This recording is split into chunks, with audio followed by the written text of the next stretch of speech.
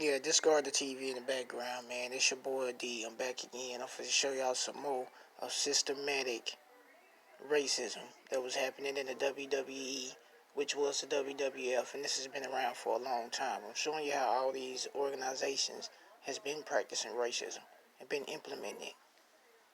Now y'all see the fair use clause. Make sure y'all see that. This is for educational purposes only. Of Hollywood has meant that WWE has never really been challenged for its controversial issues, as it's often been overlooked. The only time the company has seen real change is when issues within the company. Oh yeah, and please subscribe to WrestleMania. They got some good videos. Y'all please don't take my video down and strike it. I'm not trying to make money off y'all's video. I'm just trying to point out the same things y'all did with this video.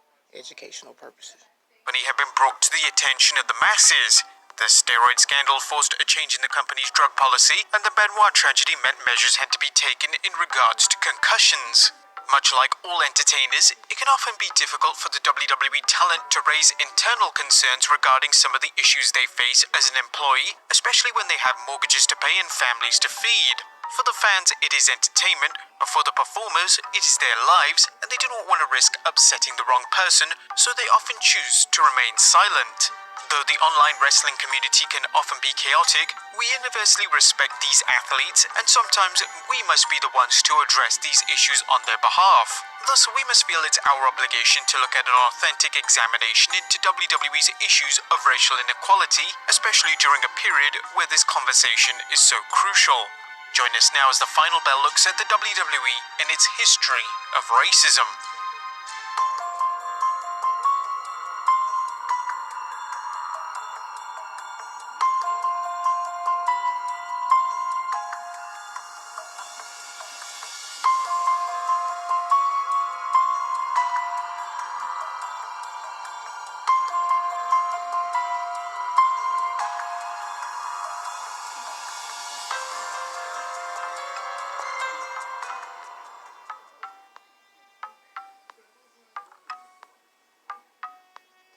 There is a reason that WWE is the world leader in sports entertainment. It is broadcast in over 180 countries across 26 languages, reaching over 8 million homes worldwide.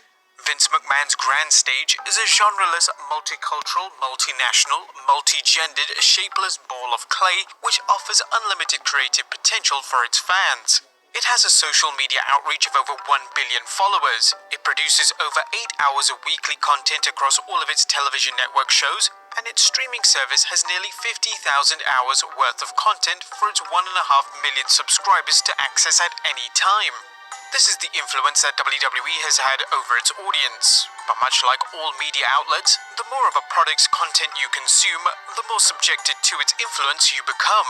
WWE employs over 300 wrestlers and on-air personalities, a third of which is made up of ethnic minorities. Their programming communicates societal issues, showcasing a representation of American culture in a variety of ways through its characters and storylines.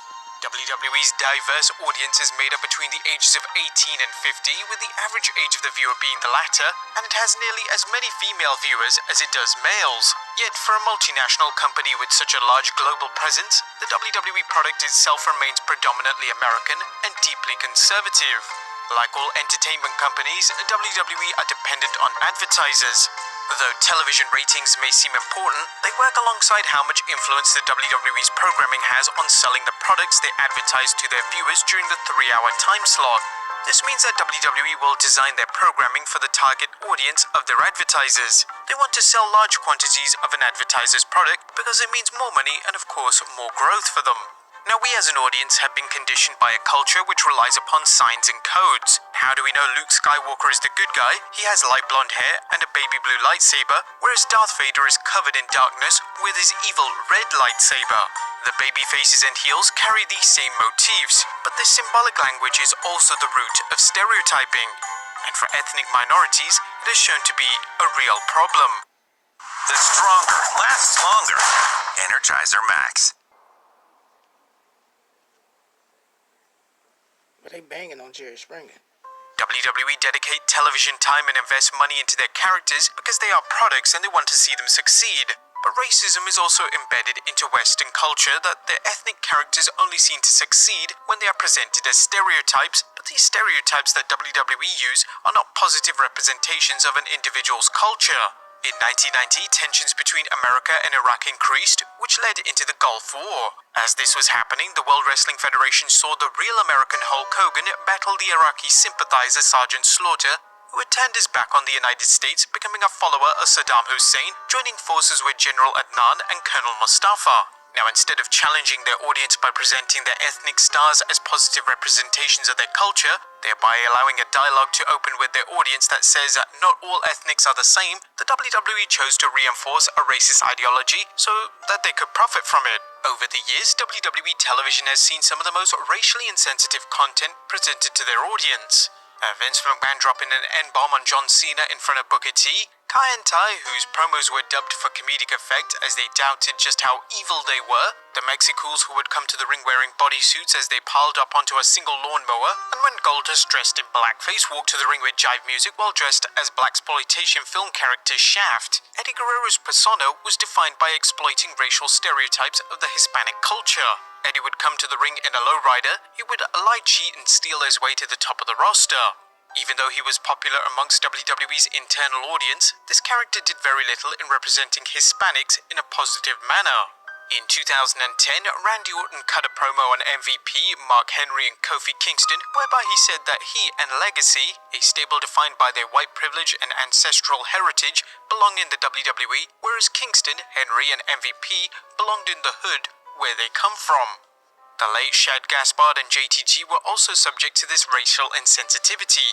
Billed as the tag team Crime Time, the duo found themselves belittled by Rated RKO, who believed that as long as a team like Crime Time were on the roster, there was never a real threat to the tag team championships. Crime Time would often be booked as steal from their opponents, and their verbiage was made up of gangster rap slang. In 2004, former APA tag team member Bradshaw was reintroduced to the WWE's audience as SmackDown's latest heel, John Bradshaw Layfield. His first promo saw him hunt down illegal aliens at the Mexican border because he was an American who has made a fortune in this great country. In the 1980s, the Junkyard Dog was as popular with the WWF audience as Hulk Hogan was, yet the character was never allowed to embrace his black heritage in a positive way. With a metal chain wrapped around his neck, JYD would dance his way to the ring to a gangster rap song called Grab Them Cakes, which referred to touching females on the rear end. Building up the trio of Xavier Woods, Kofi Kingston and Biggie Langston, a name derived from black rapper Biggie Smalls, the WWE presented the New Day via vignettes that depicted black gospel music, with the three preaching about the power of positivity. They then debuted this new team on Black Friday 2014. A common occurrence for fans on social media is to point out the WWE's hypocrisy by bombarding Vince McMahon's Twitter when he touts out about Black History Month. Yet for a man who claims Martin Luther King Jr. is his hero, he allowed a segment to air on WWE television on Martin Luther King Day, which saw Seth Rollins knock out Big E with a curb stomp. The curb stomp itself brings to mind the controversial 1998 movie American History X. If a black wrestler isn't used as a stepping stone for the white American or being made fun of, another typical role WWE will place them in is that of the angry black man. But this role was most prolific under the stable The Nation of Domination, which recalled both the Nation of Islam and the militant organization the Black Panthers from the time of the Civil Rights Movement. This stable was led by Farouk, played by Ron Simmons, who during his time in WCW became the first ever African-American World Heavyweight Champion. What speaks volumes for Ron Simmons' popularity is that WCW was based out of Atlanta, Georgia, which is not only considered to be one of the most southern states, but was a Confederate state during the American Civil War, a state which fought against the abolition of slavery. Yet WWF felt that instead of embracing Simmons' success, they would instead present him as simply a stereotype. Arguably, WWE's most shameful depiction of ethnic minorities was Virgil. Virgil was hired as a bodyguard by the $1 Million Man Ted DiBiase, a character based loosely on Vince McMahon himself. Yet for a bodyguard, Virgil will often be seen massaging DiBiase's feet, carrying his belongings, and making his food. Clearly, Virgil was a slave to the rich white DiBiase. As the storyline between the two progressed, Virgil fought for redemption, but WWE's idea of redemption for Virgil was that he learned to spell his own name. Though he won his match against DiBiase, it wasn't because Virgil overcame his oppression, as he only won the match due to interference by Roddy Piper. After having lost the match, DiBiase then hit Virgil with the $1 Million Dream. Leading into episode of Raw, Triple H said to Booker T, Somebody like you doesn't get to be a world champion. That's your role. Your job is to make people like me laugh, and you're very good at it. With your nappy hair and your suckers. when asked at WrestleMania 19. Hey, look, job or no job, I'd have socked the shit out of Triple H. That's on everything I love. So you said nappy hair suckers, I'd have punched the shit out of them. They'd have fired me from WWE that day. But I guess you can say kudos to Booker T for keeping that paycheck for his family. But look at the stuff they got to go through to get a paycheck. That's ridiculous. Nobody stood up and said nothing. Triple H is helping to run the company now. He's banging the boss's daughter. He married her. They got kids. Right? The same racist dude is in WWE. Like, you got to understand how this is going. You got to open your eyes and see the bigger picture. And I like wrestling. But I never really actually opened my eyes up until I got into knowledge of knowing stuff and started really looking at stuff like, yeah, that is true. Everything they're saying is true. Press conference by Michael Cole, if his remarks were racist, Triple H said that they had been misinterpreted and that he was actually referring to Booker T's criminal past. If this were true, why is it that on Raw Triple H threw a bathroom towel at Booker T, then a dollar bill, and then ordered Booker T to clean up? Spray. The list of internal racism within WWE is as long as the Big Show's arm. Former WWE trainer Bill DeMott had accusations of racism made against him. Triple H has been accused of referring to Hispanics as bumblebees. Charlotte Flair's ex-husband Ricky Johnson accused both her and her father of racism. Michael Hayes notoriously told Mark Henry that he was more of an N-word than Henry. Former WWE and TNA star Gail Kim has stated that those in power in WWE are incredibly racist. Carlito said that Vince McMahon once told him to spick his character up, and CM Punk recently suggested that AJ Styles was a racist. But for fans, one of the most disappointing moments came when Hulk Hogan was released by WWE in 2015 due to racist remarks. Leaked audio revealed Hogan complaining that his daughter Brooke... And look, regardless of what Hulk Hogan say, it's fuck Hulk Hogan in my book, period. He'll never get, like I said, there's no redemption for racism, bro. You can't sit up here and say something racist and come to me and say, oh, my bad, and we supposed to be buddies and I'm supposed to like you. That ain't the way it go. You know what I'm saying? I don't watch Hulk Hogan like that. Had been dating a black person. After the world was left in shock, Hogan claimed these remarks were a result of him having been through a difficult time. Hogan stated to ABC News that he isn't a racist, but that he has inherited a racial bias due to the social conditionings of his upbringing. Several famous figures came out and addressed Hogan's racist remarks. The Rock said that he had known Terry for many years, but had never known him to be racist. Professional boxer George Foreman did not condone the language used, but he defended Hogan by saying that he was not a racist. Booker T publicly supported Hogan, stating that Hogan was one of the few people that looked out for him and his brother when they arrived in WCW, and that Hogan was not a racist and that he deserved a second chance. Mark Henry said that he was happy for Hogan to have a second chance as long as he apologized to each of the African-American superstars in the WWE. It seems that Hulk Hogan sincerely regrets his... My fault, man. You hear all these simp-ass dudes. Are you serious? Come on, bro. Come on, man. Comments, but interestingly, AEW's money mark Tony Khan recently revealed that AEW has banned Hulk Hogan from their company for life. The same also goes for Hogan's ex-wife Linda, who made some racist remarks on Twitter. More recently, black wrestlers such as Jordan Miles and Leo Rush have publicly criticized WWE for issues relating to racism. Rush revealed that he had emailed WWE officials due to insensitive treatment of black superstars having to do things that he felt was degrading. For Jordan Miles, he publicly shamed WWE for a controversial t-shirt design that appeared to look like blackface.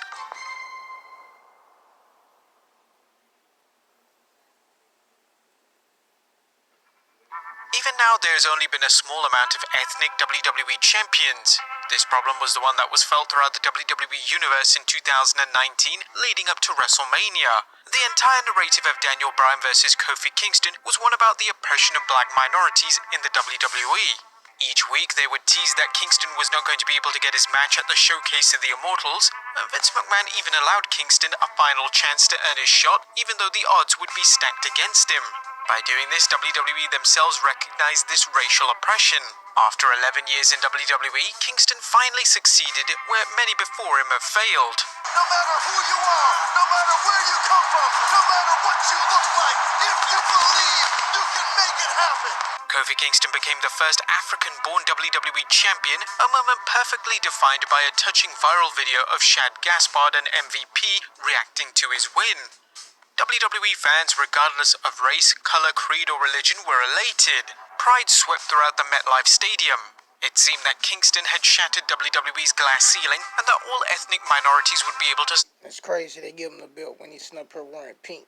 That's crazy.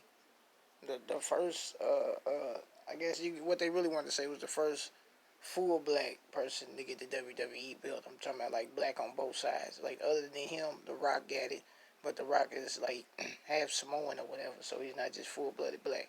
Kofi was the first full-blooded black to get the WWE championship the whole time that WWE has been a corporation, all the way back to WWF. No black person ever got the big belt. Step through and be recognized for more than just their race. For a man who started out with a fake Jamaican accent and then moved onto a gimmick that made him look like a joke, it appeared that Kingston had overcome the odds. Unfortunately, after 180 days as WWE champion, Kingston defended his title against Brock Lesnar in a match which saw Kingston lose his title in under 10 seconds. This decision not only sparked outrage, but it reminded us all that nothing had changed. But now, did you see that? I seen that match. It was like ding, ding, ding. Brock Lesnar came out, F5'd him, pinned him. That was it. After him having it that long, because it was just like her. Like I said, they do stuff to satisfy you. Like, you know what I'm saying? Like, okay, it's like this. They got you in the backyard chained up. They give you this much yard, but tell all the other dogs they can have all the rest of the yard. You get mad because I only got this much yard. They give you a little bit more yard. So you're like, okay, we got a little bit more yard now. But then you're still looking at it, you're like, man, they still got all this yard. Can I get some more yard? And that's what we're doing as a race, trying to get acceptance in the system that's built against us. And we just study taking a little bit and a little bit, being cool with that, but fuck that. We need the whole damn yard. We need to stop and say, I don't want this little piece. I want half just like y'all got half. We ain't got to that point as a people yet, because we still sit back and tune into the matrix, basically. You know what I'm saying? We still support these people that we know we shouldn't be supporting. But it's your boy D, man. I'm going to go ahead and sign that. I ain't trying to get all preachy on you. But thank y'all for peeping out the video. And like I said, go look up WrestleMania. They got good videos. Please don't strike me, WrestleMania. And this was a good video, man. Thank y'all for doing the research on, you know what I'm saying, on for us as a people to actually see it. You know what I'm saying? I thank y'all for that. But y'all didn't have to. But it's your boy D, man. I'm signing out. Remember, if you ain't getting knowledge, you ain't getting nothing. I do this.